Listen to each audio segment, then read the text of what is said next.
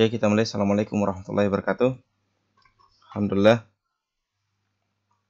pada pertemuan kedua ini untuk mata kuliah statistik pendidikan di teknologi pendidikan FKIP, sebagaimana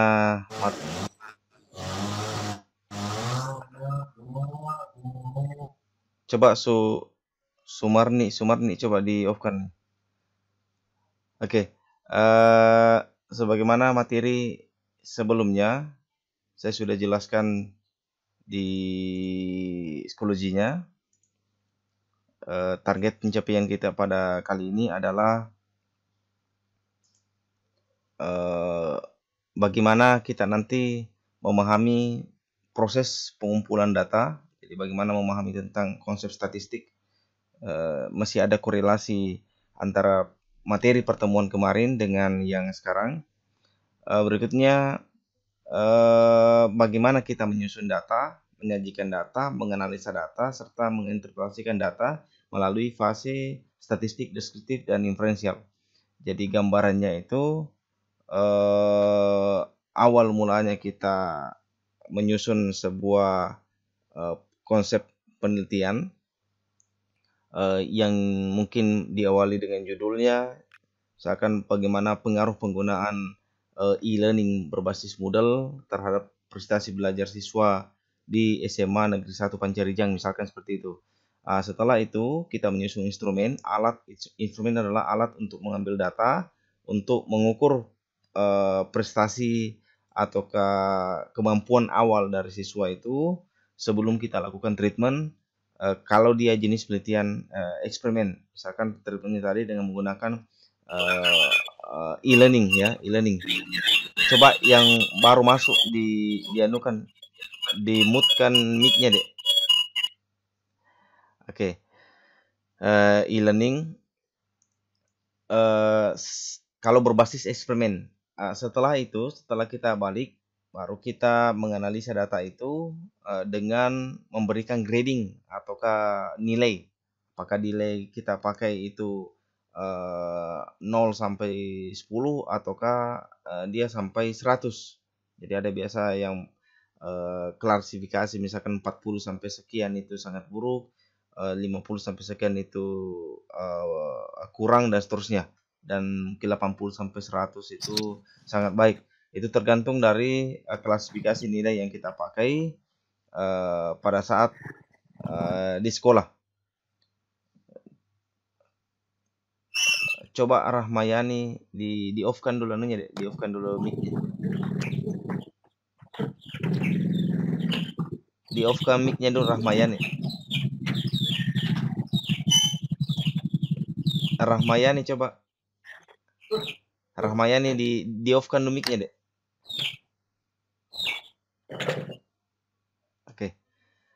Oke. Berikutnya, setelah kita memberikan grading kepada siswa, bayangannya kita akan mengklasifikasi itu dalam konteks penyajian datanya. Penyajian data di sini berupa data deskriptif.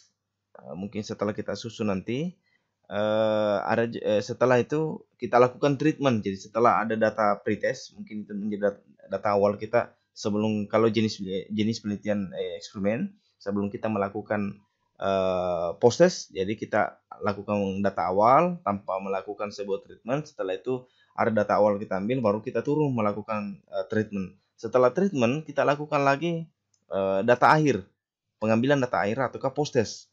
Nilai data awal dan data akhir ini yang kita lakukan sinkronisasi. Apakah ada perbedaan mendasar ataukah perbedaan menjolok antara hasil dari pretest sebelum melakukan treatment dengan hasil post-test setelah melakukan treatment. Dari sini kita sajikan data secara deskriptif dan inferensial. Deskriptifnya apa? Kita mau melihat yang pertama, jadi ingat mean score, saya garis bawah ya dia.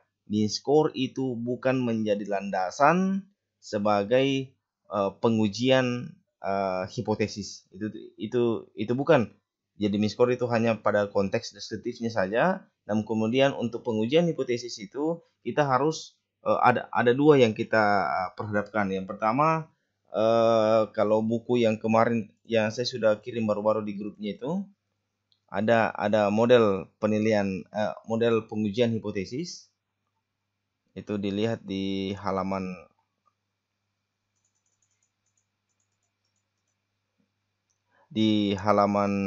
berapa ini? Di halaman 10. Di halaman 10 kalau kita langsung buka PDF, ini pengujian hipotesis itu ada dua di sini. Ada dua macam. Yang pertama, kalau T hitung itu lebih kecil daripada T tabel, maka hipotesis nulnya diterima. Maka mungkin di situ jawabannya negatif, bahwa penggunaan model dalam konteks pembelajaran e-learning itu tidak dapat meningkatkan prestasi belajar apanya siswa di SMA 1 Pancarijang. Sebaliknya kalau T hitungnya itu lebih besar daripada T hitungnya lebih besar daripada T tabel, maka hipotesis alternatifnya ditolak. Jadi tadi diterima, satu ditolak. Seperti itu. Itu T tabel itu bisa dilihat ada di halaman belakangnya ini buku, paling terakhir itu ada di situ T tabelnya. Jadi mudah-mudahan kemarin sudah dipahami dan dijelaskan di dosen pertamanya apa sih yang dinamakan T hitung, apa sih yang dinamakan T tabel, dan bagaimana cara mengukurnya. Berikutnya ada juga kita pakai di sini signifikan signifikan two-tail ataukah alpha lebih besar daripada p-value. Jadi ada nanti p-value itu kita melalui dengan SPSS. Jadi alpha berapa? Apakah kita pakai 0,01 ataukah 0,05? Namun kemudian kalau kita penelitian sosial, maka kita pakailah 0,05. 0,5 adalah derajat kesalahan yang digunakan. Jadi bayangkan saja misalkan kalau dokter atau apoteker menggunakan derajat kesalahan 0,05, yakin itu pasti banyak orang yang meninggal karena derajat kesalahannya lebih besar. Namun kita penelitian sosial kita pakailah alpha 0,05 untuk kemudian Rahmayani coba dianukan mic-nya dulu deh. Dimerahkan mic-nya. Coba dimerahkan mic-nya dulu Rahmayani.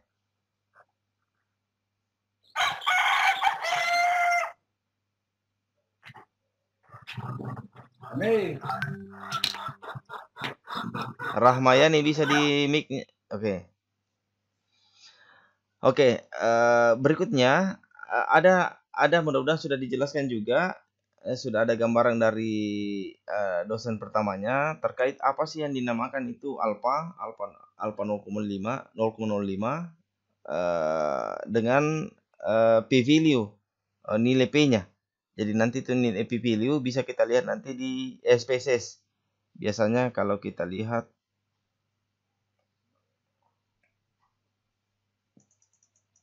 coba kita lihat.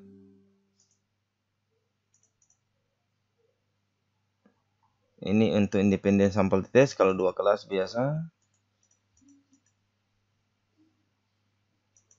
Kalau ini pair sample test, oke ini. Ini biasanya untuk satu kelas ini deh ya, pair sample test.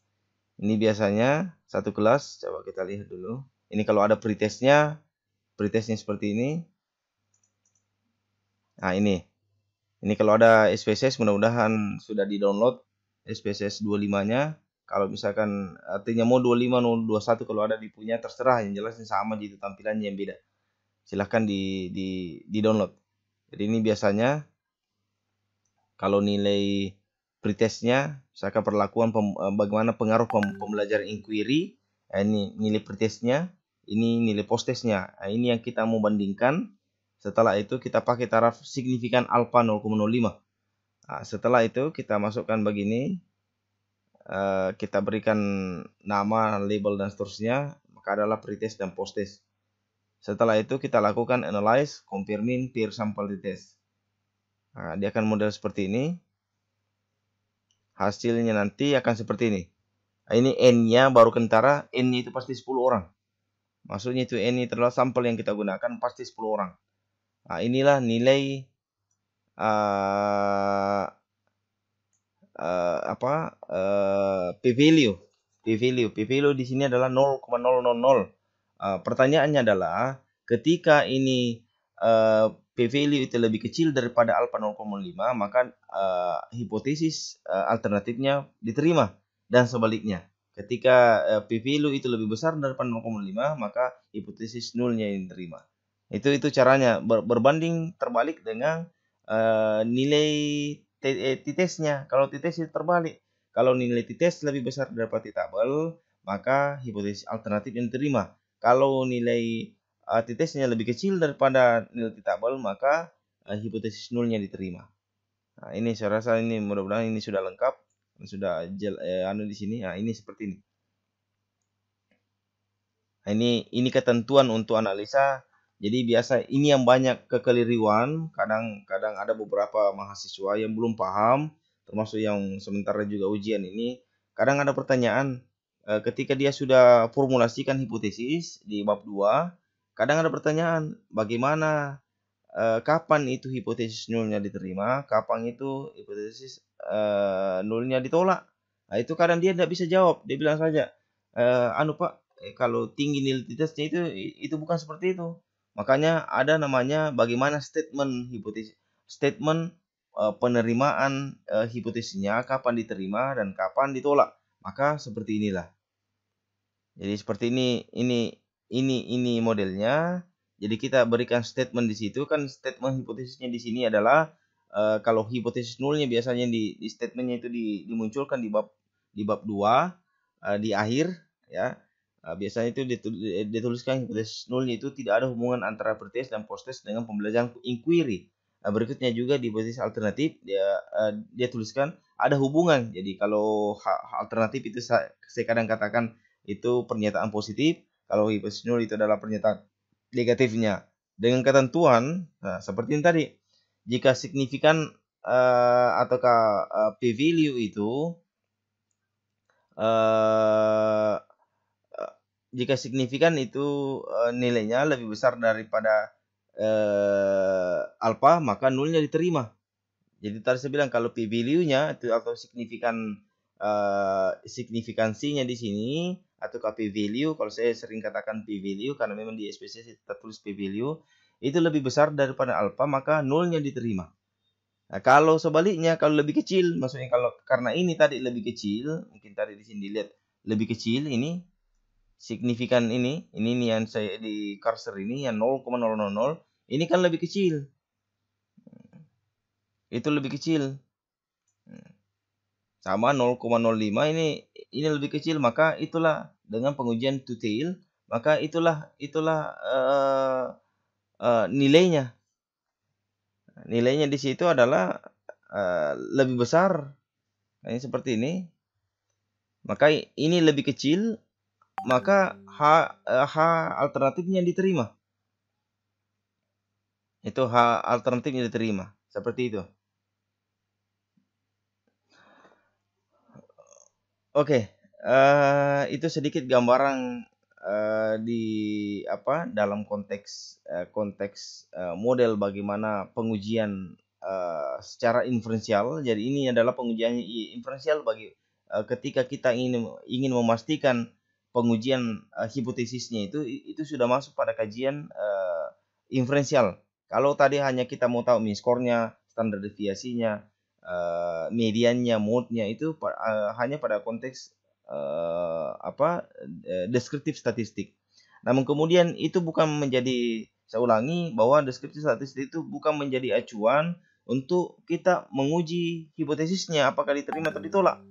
Pada konteks apakah nulnya diterima ataukah sebaliknya. Itu bukan. Jadi kadang juga ada yang belum paham bahwa mean score itu sudah menjadi acuan. Kalau dia sudah rata-ratakan mean score-nya itu sudah ada perbedaan antara mean score pretest dengan post-test itu dalam artian ada peningkatan dari nilai pretest dan post-test, itu langsung dia mean score-nya langsung dia rangkumkan bahwa itu sudah hipotesis diterima, itu bukan. Jadi bukan itu pada konteks penerimaan hipotesisnya. Okay, let's come to the core of presentation today. Uh, ini sebenarnya sama sebenarnya untuk semua bahasa Indonesia dan bahasa Inggris. Uh, Pendidikan bahasa Indonesia, bahasa dan sastra Indonesia sebenarnya presentasinya, tapi sebenarnya sama dengan TP juga, tergantung dari kajiannya nanti. Apakah kajiannya sebenarnya, kalau eksperimen itu kurang lebih modelnya seperti ini. Kalau misalkan ada yang kaji, coba nanti R&D, Research and Development, siapa tahu ada yang membuat aplikasi. Nah, mungkin kedepannya, apalagi kalau TP, kalau saya sarankan TP, carilah judul-judul, jangan kasih sama-sama nanti judulnya seniornya yang kemarin, cari novelty-nya. Jadi siapa tahu ada yang masih mau menggunakan PowerPoint, bagaimana pengaruh PowerPoint terhadap prestasi belajar. Ya coba cari-cari yang lain-lain lah. Karena dari tahun ke tahun, dari berapa tahun yang lalu, itu PowerPoint luar biasa banyak. Carilah sesuatu yang kira-kira novelty-nya, kebaruannya. Misalkan nanti bagaimana evaluasi penggunaan Webex, bisa. Bagaimana kira-kira penggunaan Zoom, bagaimana kira-kira mendesain kira-kira bahan ajar berbasis aplikasi. Kan sudah belajar juga salah satu aplikasi apa namanya itu, program bahasa pemrograman kan sudah masuk di situ. Bagaimana mendesain, pokoknya intinya membuat sesuatu yang unik, yang kira-kira novelty-nya dapat, dan itu bisa digunakan untuk proses pembelajaran di sekolah ataukah di mana saja, mau di kampus atau apa, mau buat misalkan aplikasi penilaian berbasis Excel yang unik, mungkin ada yang baru untuk penggunaan di kampus atau di mana, terserah.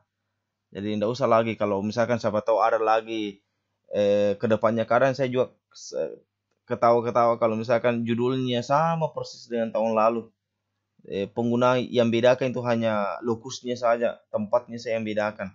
Tapi itu kajiannya sama. Jadi saya bilang, kalau eksperimen itu sifatnya hal baru. Itu yang saya coba anukan, hal baru pada sekolah itu ataukah pada lokasi itu. Jadi eksperimen itu namanya eksperimen. Eksperimen itu melakukan percobaan baru. Baru pada sekolah itu. Ya, there's no problem kalau misalkan PowerPoint atau penggunaan Excel atau apa itu hal baru mungkin di sekolah itu, oke, tidak masalah. Tapi saya yakin kalau kawasan Sidrap itu PowerPoint, Word atau Excel itu sudah bukan lagi hal baru. Itu sudah hal-hal lumrah nih. Bahkan orang sudah naik ke grading yang lain. Orang sudah pakai Microsoft Office 365 dan seterusnya. Jadi coba cari-cari ya, nah, artinya takutnya orang-orang di luar ketahui kita. Jadi bilang apa ini, apa mahasiswa dari TP itu saja judulnya, PowerPoint, Excel, Word, dalam konteks itu saja. Jadi coba cari-cari hal-hal baru, mendesain berupa macro flash media player, dengan Freesi, mungkin artinya Freesi, Flickr, hal-hal baru lah yang mungkin cari-cari. Ataukah bagaimana tata cara penggunaan Zotero untuk daftar pustaka, mendelay, ataukah penggunaan SPSS di dalam membantu proses evaluasi di mana, ataukah pokoknya banyak lah yang hal-hal baru dan unik. Jadi antisipasi saja, jangan sampai kewalahan masalah plagiarisme nanti.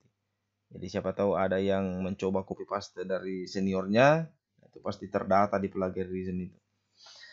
Oke, itu model-modelnya. Oke, berikutnya sebenarnya ini konsep dasar yang saya sudah jelaskan beberapa pertemuan lalu, di mana bahwa statistik itu adalah sebagai ilmu penunjang dari ilmu yang namanya statistika. Jadi statistik itu adalah ilmunya, statistik itu adalah sifatnya. Statistik sebagai data pengamatan berwujud angka. Jadi kalau orang bilang analisa secara statistik, maka ada angka-angkanya itu. Berikutnya statistik sebagai atribut kuantitatif dari sampel. Jadi ada labelnya memang kalau orang bilang statistik pasti kuantitatif itu. Pasti pengolahan datanya kuantitatif. Beda kalau misalkan biasa ada orang pakai in vivo, ada yang sekarang aplikasi kualitatif itu, ataukah recording itu bisa untuk kualitatif. Ini konsep statistika. Sebenarnya statistika itu fungsinya sebenarnya kegiatan yang kita lakukan itu pertama pasti kegiatan mengumpulkan data. Berikutnya menyusun data, menyajikan data, menganalisa data, dan menginterpretasikan data. Itu sebenarnya fungsinya statistik. Rintitannya seperti itu. Fase yang dilakukan dari sini, fase yang pertama adalah ada fase statistik deskriptif dan statistik inferensial. Jadi sebelum kita melakukan sebuah kegiatan mengumpulkan data, menyusun data, menyajikan data, menganalisa, dan terakhir menginterpretasikan, pasti dikelola dulu di sini di statistik melalui statistik deskriptif dan atau statistik inferensial. Kalau statistik deskriptif itu adalah berkenaan pengumpulan, pengolahan, penyajian atau seluruh data untuk memperoleh informasi tanpa mengambil kesimpulan. Kesimpulan yang dimaksud di sini adalah tidak ada pengujian hipotesis. Misalkan hipotesisnya di situ apa penggunaan gambar itu tadi, apa penggunaan inquiry dapat meningkatkan prestasi siswa, ataukah penggunaan inquiry tidak dapat meningkatkan prestasi belajar siswa. Tidak ada pengukuran seperti itu. Jadi di sini hanya dia menyajikan persentase, menyajikan mean score-nya berapa, menyajikan mediannya berapa, dan seterusnya. Tidak ada pengujian t-test-nya atau p-value-nya.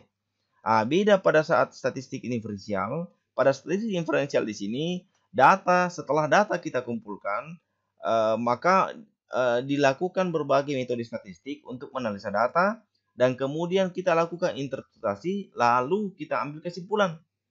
Itulah statistik inferensial atau inferensi. Beberapa konteks statistik dan metode ilmiah. Jadi kalau kita lihat dari rentetannya, metode ilmiah itu adalah salah satu cara untuk mencari kebenaran yang bila ditinjau dari segi penerapannya, risiko untuk kelirunya itu sedikit. Jadi dugaan yang kita lakukan itu sedikit, kekeliruan. Jadi misalkan ada orang menjudge bahwasannya si A ambil ayamku ataukah ambil apaku, itu polisi pasti tidak langsung menjudge berdasarkan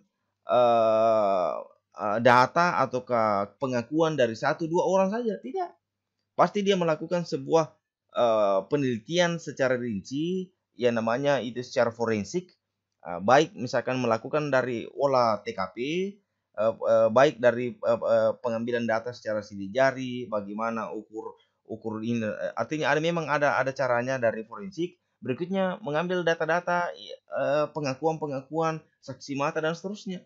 Itulah metode ilmiah.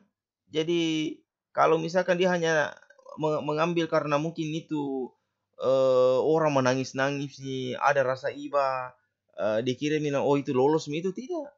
Jadi pihak berwajib pasti sebelum menjudge sebuah kasus ini bersalah, ini tidak bersalah, dia pasti sudah melakukan sebuah kajian ilmiah. Itu metode ilmiah, ada prosesnya, langkah-langkahnya pasti dia rumuskan masalah. Dia pasti ada juga kajian literaturnya, literatur dalam artian ini dilihat lagi konsepnya dari mana. Artinya ada beberapa kajian literatur, baru membuat dugaan-dugaan, baru dia olah di situ datanya, lalu dia uji hipotesis. Setelah uji hipotesis, maka diambil kesimpulan. Seperti itu. Seperti mungkin biasanya ada tiba-tiba pembongkaran mayat. Kadang kita heran, bisanya itu polisi atau pihak yang berwenang itu dia tahu itu kasus pembunuhan, kasus diracun atau apa. Itu memang dia punya ilmu tersendiri dalam konsep cara ilmiah ya. Cara ilmiah yang memang berentetan, tidak langsung menjudge bahwasanya ini kasus pembunuhan atau apa. Dia enggak. Dia pasti hati-hati dengan bantuan proses-proses ilmiah yang dilakukan. Itulah sebenarnya ilmiah. Jadi tidak langsung menjudge orang bahwasanya ini kau memang ambil ini, tidak ada proses ilmiah yang dilakukan. Berikutnya data. Jadi kemarin memang mungkin pertemuan kemarin sudah ada penjelasan sedikit apa sih sebenarnya bagaimana jenis data dalam proses dalam coba Dewi Purnama dimerahkan mic-nya dulu. Dewi Purnama coba. Halo Dewi Purnama. Dewi Purnama. Belum bagus pak jaringanku. Di off kameranya deh, off-nya. Iya pak, ini sudah tidak mau pak, keliling-keliling kok. Kalau begitu jauh. Muncul kita. Kalau begitu jauhkan itu HP tak atau laptop tak dari HP. Jauh-jauhkan, jangan dekatkan karena storing itu. Oke. Nah, jadi jangan dekatkan perangkat HP-nya kalau dipakai modem dengan laptopnya, pasti dia berdekatan, dia ada apa itu gelombang suara yang bunyi lain-lain nanti. Oke, data kualitatif dan kuantitatif. Jadi data kuantitatif itu pasti angka. Jadi saya merahkan memang di sini boldnya angka. Jadi kalau ada orang bilang data apa dipakai, kuantitatif, kualitatif. Kalau orang bilang saya penggabungan, mana masuk penggabungan? Ya saya pakai data kuantitatif juga, ada angkanya, dan data kualitatif juga. Kalau data kualitatif, data apanya di situ? Interpretasi dari hasil wawancara. Itu contohnya. Misalnya kita wawancarai orang begitu, baru kita interpretasikan, itulah data kualitatif. Bukan angka, tapi interpretasi. Kalau kuantitatif itu beda, angka. Angkanya berasal dari tes. Mungkin kalau kita sifatnya kependidikan atau apa, maka ada tesnya. Berikutnya, mungkin ini sudah saya jelaskan minggu lalu, jenis-jenis data. Ada data nominal, ada data ordinal, data interval, dan data rasio. Kalau data sebelumnya tadi ini, yang warna hijau itu jenis data kualitatif. Kalau warna merah itu jenis data kuantitatif. Maka data kualitatif di sini adalah data nominal dan data ordinal. Maka data kuantitatif di sini adalah data interval dan data rasio.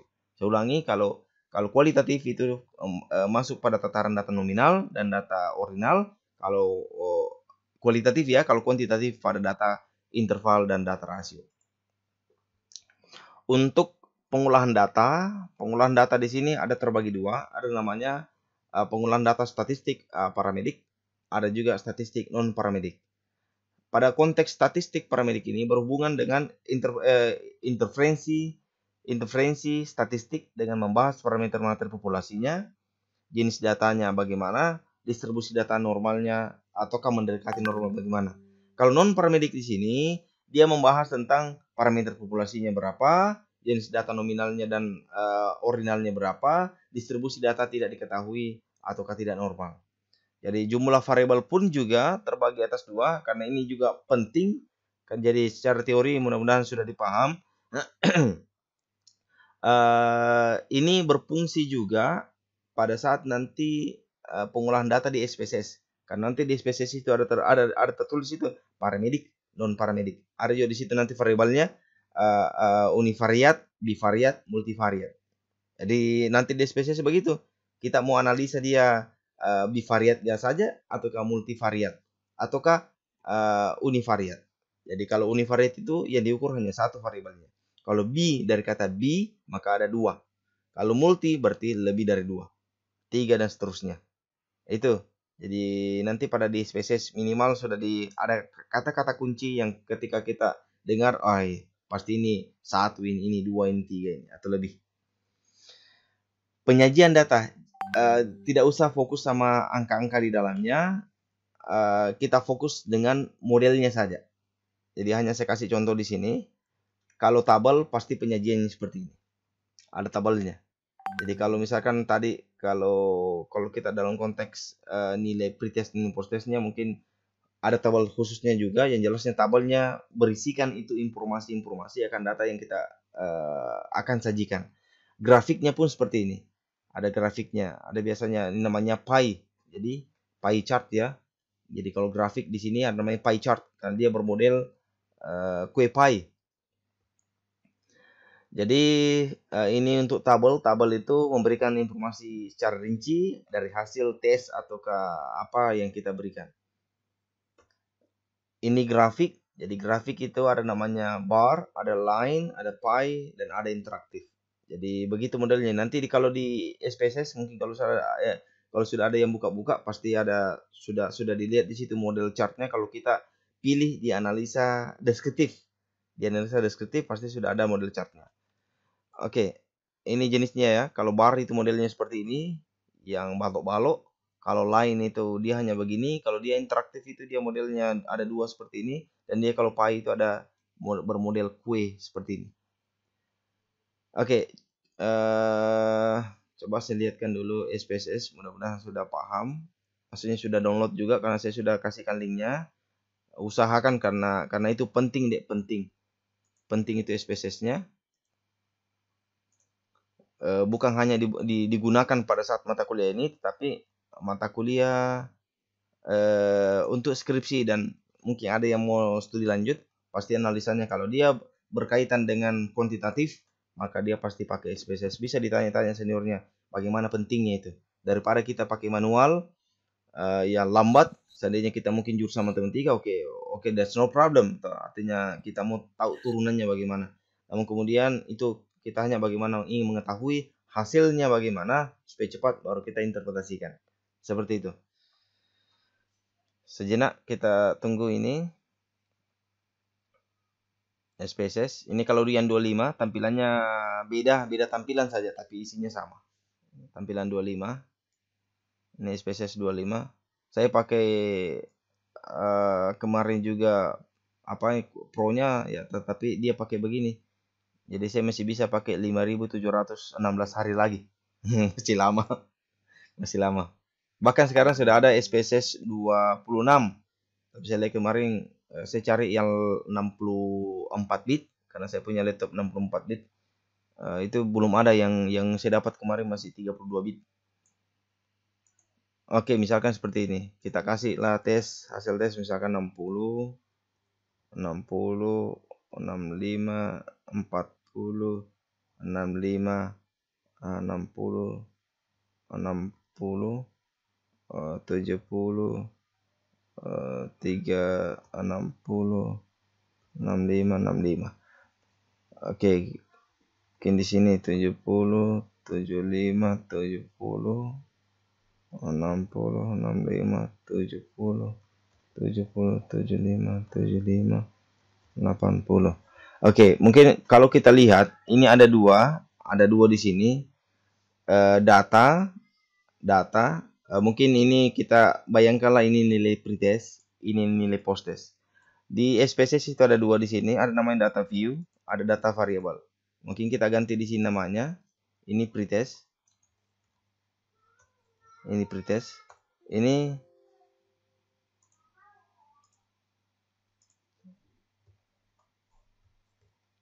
pretest. Ini post-test.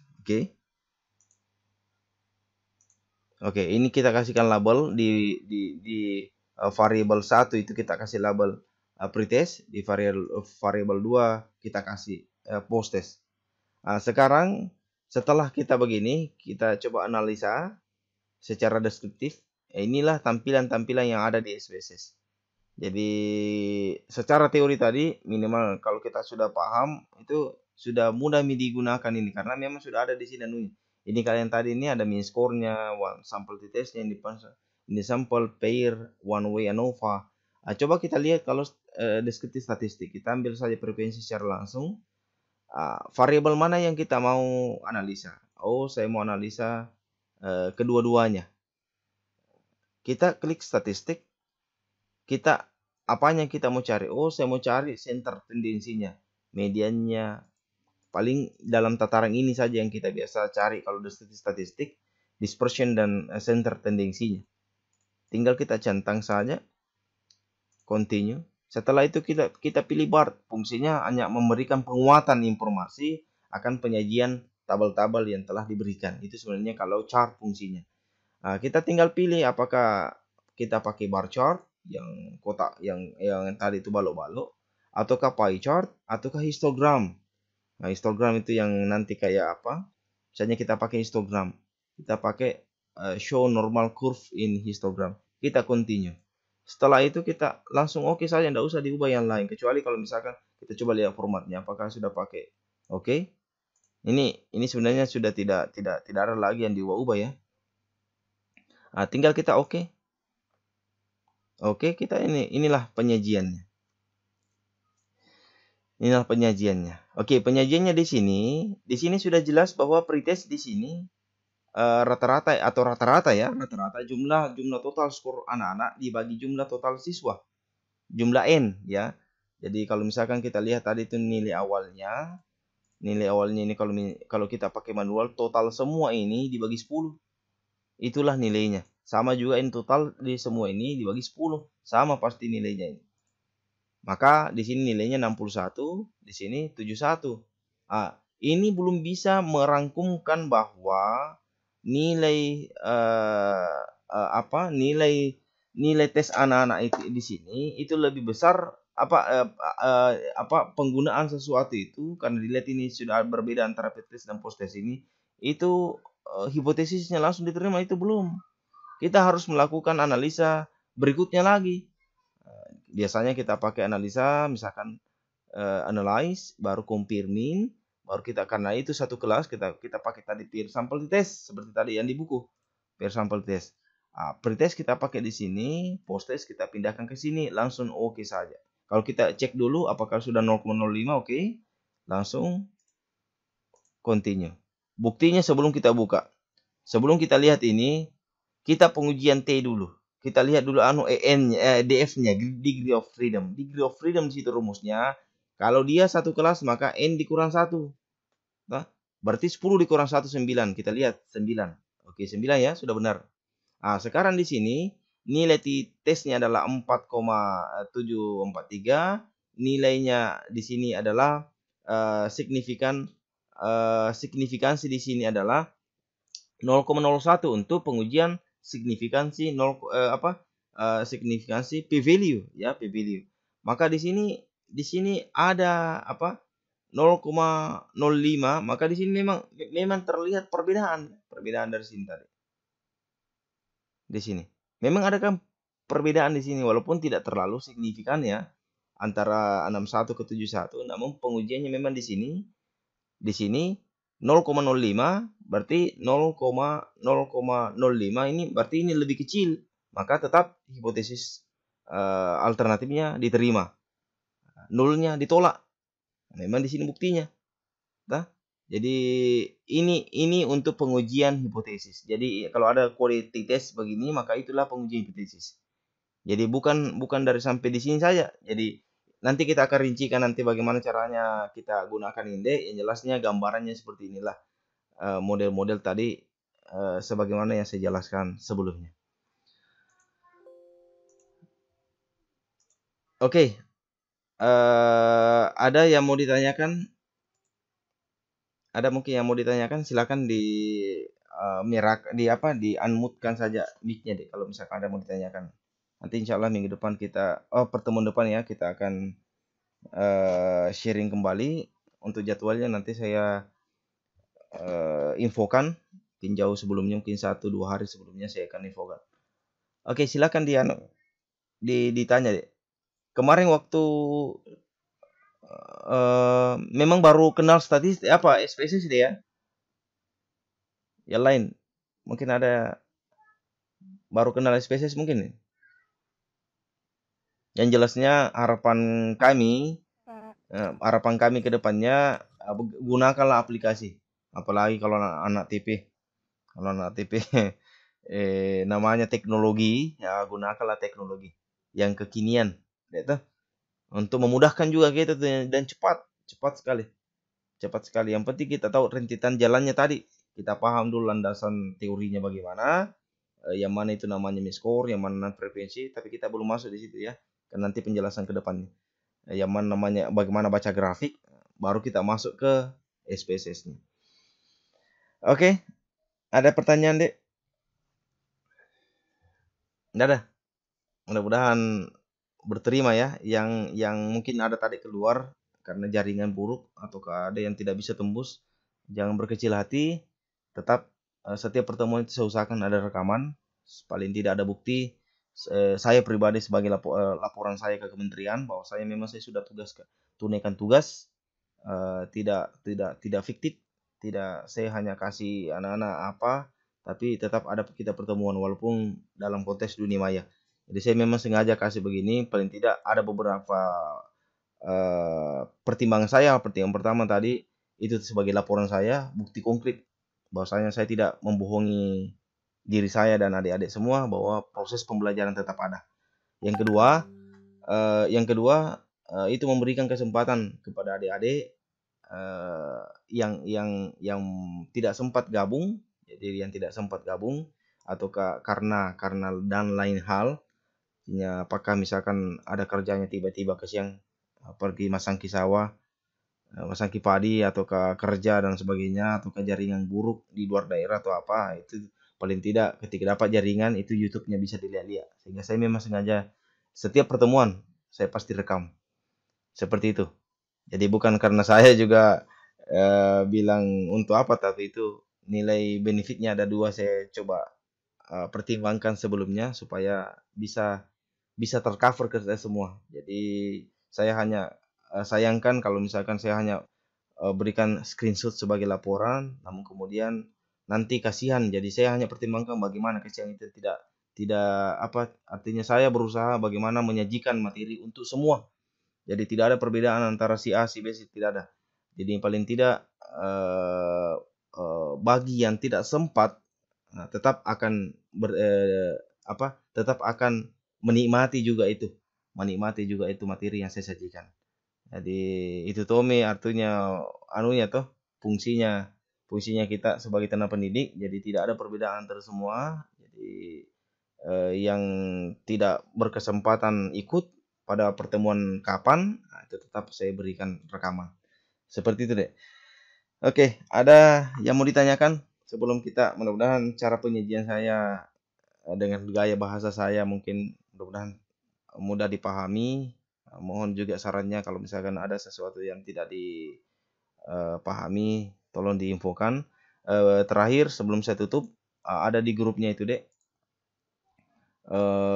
kemarin tentang scholarship, ada dua informasi yang saya berikan. Yang pertama itu kemarin saya di email dari English First, dari English First. Itu saya memang langsung di email. Dia bilang memang di situ instant, dia katakan instant. I never teach my pupil.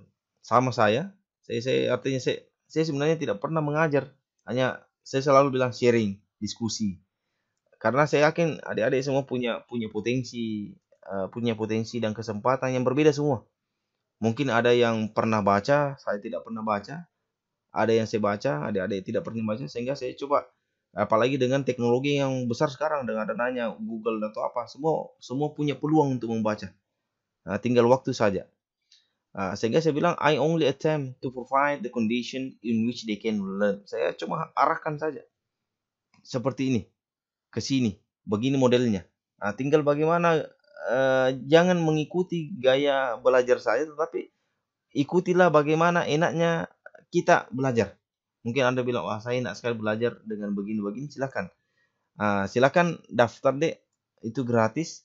Ada itu kemarin bagaimana nanti di situ banyak sekali informasi, ada yang di www.if.co.id. Coba saya share konten dulu supaya jelas. Terakhir sebelum saya deh ya, tutup. Ada ini mungkin dilihat di WA-nya. Ada ini Dear Andi yang saya blok ini. Coba daftarlah ini deh. Langsung klik saja ini. Kalau kita klik, saya coba klik. Klik akan muncul seperti ini. Ini luar biasa. Sebenarnya barusannya mau besi ini. Karena sebenarnya kemarin agak mahal ya. Ini. Silakan banyak sekali sini deh. Mau daftar semuanya silakan. Boy, banyak sekali ini. Ini. Mau daftar ini Ini bahasa Indonesia ya. Artinya ini bahasa Indonesia jenuhnya. Ada juga bahasa Inggris. Artinya dia campur-campur gitu deh. Campur-campur. Oke, daftar saja, tinggal klik. Misalnya klik ini, plan your travel, daftar. Daftar lagi, isi saja di situ dia nih. Apa yang menjadi instruksinya. Berikutnya ada di bawah ini webinar untuk scholarship. Paling tidak sekarang semester 6, bercita-cita lah deh. Artinya jangan bercita-cita bilang ya ilok no puang nih. Saya mau diarahkan kemana. Jadi siapa tahu bilang ya nanti kerja di kantor di mana. Sekarang susah deh jadi PNS kalau itu cita-cita tak. Susah untuk kita mau menunggu setiap tahun pendaftaran CPNS. Susah sekali, susah. Saingan kita luar biasa. Coba cari beasiswa. Kalau S2 Ki, apalagi kalau misalkan dapat beasiswa, nah tidak ada kalah Ki. Coba itu jalan pintas kita untuk strategi untuk mencerahkan masa depan. Kalau kita mau tunggu cita-cita kita mau jadi PNS, mau ditunggu kapan pendaftaran, Allah ilaha illallah. Susahnya sekarang deh. Susah. Saingan susah, formasi susah, tempat lagi susah, apalagi mau di daerah tak susah sekali. Yang dekat-dekat mungkin terbuka iya kalau SM3T yang daerah Papua, daerah perbatasan Kalimantan dengan Malaysia, mungkin yang di situ kan memang jarang orang mau. Cobalah cari, ini banyak sekali nih. Informasi ada di sini untuk tips dan trik lolos beasiswa dalam negeri. Untuk misalkan beasiswa dalam negeri ya, ada yang mau cari beasiswa dalam negeri, ada juga mau sekolah di Taiwan bagaimana, ada juga beasiswa luar negeri. Ini alumni alumni dari Muhammadiyah Kendari. Itu Universitas Muhammadiyah Kendari itu kurang lebih sama aja besarnya kampus tak. Tetapi apa? Dia bisa lulus di University of Belfast, Inggris. Itu Belfast di Inggris ya. Luar biasa dia dapat beasiswa nih. Ini senior saya, Ibu Dr. Salasia. Junior saya, dia dosen saya dulu di Unpar. Tapi dosen saya, tapi junior saya di S3, saya lebih cepat selesai kemarin S3 daripada beliau, karena memang junior saya dia terlambat mendapat. Tapi S2-nya dia dari Australia. Dia dapat MD Master of Education TESOL International. Nah, kemarin dapat dari Australian Development Scholarship. Seperti itu. Dan dia dapat dari PKPI di Auckland. Sama dengan saya. Kalau saya kemarin PKPI di Northern Illinois University di US. Kalau dia dapat dari beasiswa beasiswa di Australia untuk di Auckland. Seperti itu. Jadi mudah-mudahan silakan daftar deh. Jangan sia-siakan kesempatan. Jadi mumpung masih ada waktu untuk belajar. Oke deh ya. Terima kasih banyak atas waktunya. Tetap semangat. Stay safe and well. Demikian Fastabul Khairat. Assalamualaikum warahmatullahi wabarakatuh. Waalaikumsalam warahmatullahi wabarakatuh.